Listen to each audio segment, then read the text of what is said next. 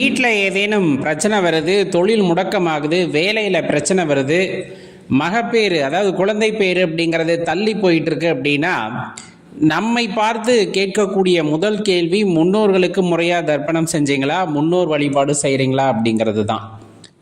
உண்மையாலுமே இந்த தடைகளுக்கெல்லாம் காரணம் முன்னோர் வழிபாடா அப்படிங்கிறத பற்றியும் வருகின்ற தை அமாவாசையோட சிறப்புகளை பற்றியும் இந்த பதிவில் பார்க்க இருக்கோம். பொறுமையாக பாருங்கள், உங்கள் நண்பர்களோடையும் பகிர்ந்துக்குங்க. அனைவருக்கும் கோபிநாத்தின் அன்பு வணக்கங்கள் நண்பர்களே. உத்தராயண காலத்தோட முதல் அமாவாசை அப்படிங்கிறது இந்த தை அமாவாசை அப்படின்னு சொல்லுவாங்க. ரொம்ப சக்தி வாய்ந்த அமாவாசையாக இந்த முறை வருகிறது. உங்களுக்கு நல்ல தெரியும், பித்ருகாரகன் அப்படின்னு சொல்லக்கூடியவர் சூரிய பகவானை சொல்லுவாங்க. உண்மையாலுமே தந்தை வழி உறவுகள் பற்றி நம்ம தெரிஞ்சுக்கணும் அப்படின்னா சூரியனோட இருப்பை சரியாக தெரிஞ்சுக்கணும் அப்படிம்பாங்க. அதே போல் அந்த ஒரு குறிப்பிட்ட